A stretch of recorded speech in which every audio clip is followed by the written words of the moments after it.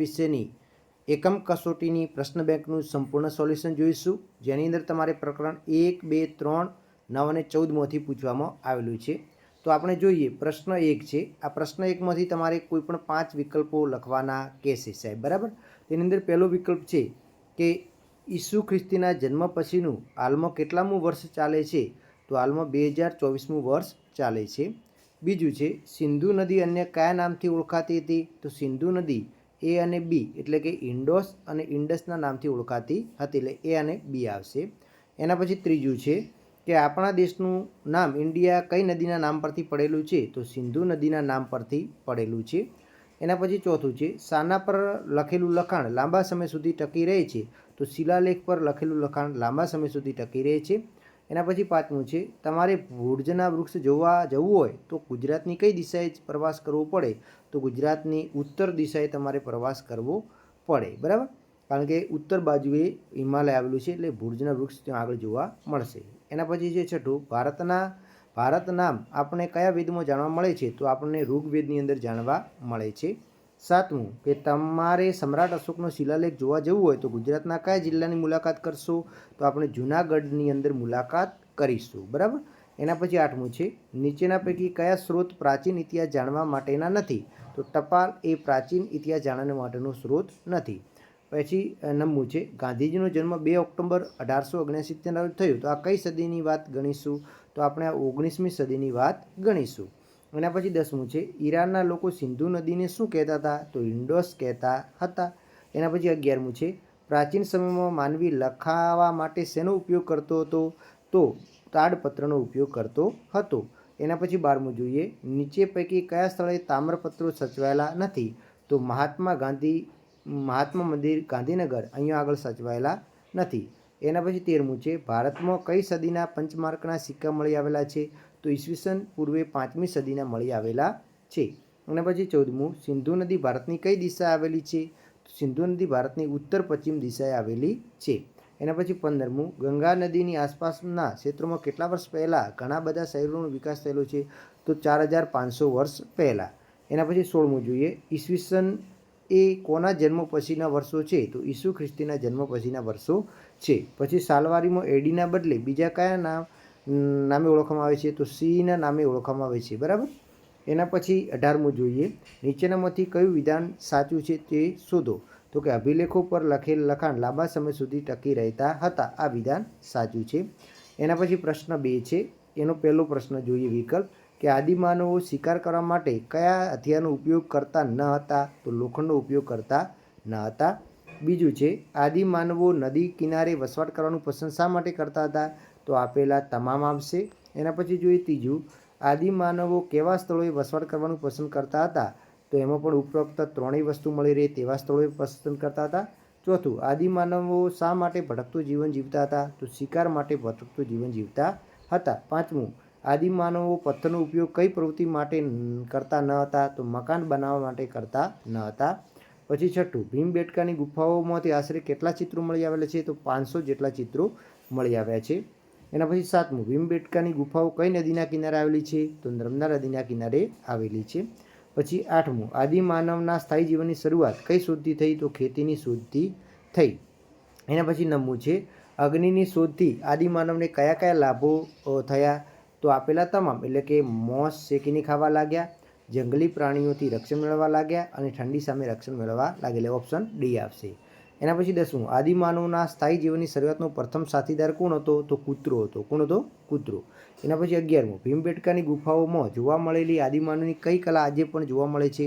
તો ચિત્રકલા. કઈ કલા? ચિત્રકલા. પછી 12મું આદિમાનવના ગુફામાં શા માટે રહેતા હતા? તો આપેલા તમામ આવશે. પછી આદિમાનવના સમયને કયા યુગ તરીકે ઓળખવામાં આવે છે? તો પાષાણ યુગ તરીકે ઓળખવામાં આવે છે. 14મું ઘાસના ક્ષેત્રોનો વિસ્તાર વધવાથી કયા પ્રાણીઓની સંખ્યામાં વધારો થયો છે? તો તૃણાહારી પ્રાણીઓમાં વધારો થયો છે. 15મું પ્રાચીન સમયનું ભારતનું સૌથી પ્રાચીન ગામ કયું હતું? તો મેહરગઢ. કયું આવશે? મેહરગઢ. એના પછી પ્રશ્ન 3 છે. એનો પહેલો જોઈએ કે આદિમાનવનો અગ્નિનો શું ઉપયોગ કરતા હતા? તો એ આપેલા તમામ આવશે. પછી ભીમબેટકાની ગુફાઓ કયા રાજ્યમાં મળી આવેલી છે? તો મધ્યપ્રદેશમાંથી મળી આવેલી છે. એના પછી જોઈએ કે મેહરગઢ માટે નીચે પૈકી કયું વિધાન સાચું નથી?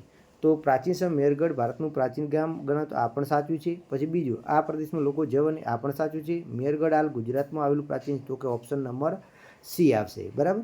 એના પછી જોઈએ, કઈ સભ્યતાને સિંધુ ખીણની સભ્યતા તરીકે ઓળખવામાં આવે છે? તો હડપ્પિયન સભ્યતાને ઓળખવામાં આવે છે. પાંચમું, આદિમાનવો કેવું જીવન જીવતા હતા? તો આદિમાનવો ભટકતું જીવન જીવતા હતા. પછી છઠ્ઠું, સિંધુ ખીણની સભ્યતાના અવશેષો સૌપ્રથમ કયા સ્થળેથી મળી આવ્યા? તો હડપ્પા સ્થળેથી મળી આવ્યા. એના પછી સાતમું, ભોગાવ નદીના કિનારે કયું હડપ્પિયન નગર આવેલું છે? તો લોથલ આવેલું છે. પછી વસ્ત્ર પરિધાન કરેલ પથ્થરની મૂર્તિ કયા હડપ્પિયન નગરની વિશેષતા છે? તો મોહેન્જો દડોની વિશેષતા છે. નવમું, નીચે પૈકી કોનો સમાવેશ 4 વેદોમાં થતો નથી? તો આયુર્વેદનો સમાવેશ થતો નથી. એના પછી પ્રશ્ન 3 છે, ખાલી જગ્યાઓ છે કે ભીમબેટકાની ગુફાઓ ખાલી જગ્યા નદીની આસપાસના પ્રદેશોમાં છે? તો નર્મદા નદી આવશે. બીજી ખાલી જગ્યાની ગુફા આવશે. ત્રીજી ખાલી જગ્યા લોથલ ભોગાવ નદીના કિનારે આવેલું છે. ચોથીની અંદર પાકિસ્તાન આવશે, કારણ કે મોહેન્જો દડો અને હડપ્પા પાકિસ્તાન દેશમાં આવેલા છે. પાંચમી ખાલી જગ્યાને વિંધ્યન પર્વતમાળામાં કુદરતી ગુફાઓ મળી આવેલી છે. પછી ઋચાઓના સમૂહને શું કહે છે? તો સૂક્ત કહે છે. એના પછી નીચે આપેલા પ્રશ્નો કોઈ પણ એક તમારે પૂછે, એક વર્તુળ દોરી અને તેના મુખ્ય, એટલે તમારે શું કરવાનું છે? તો એક વર્તુળ દોરવાનું છે. પછી એની અંદર 0 એટલે કે વિષુવવૃત્ત દોરવાનું છે.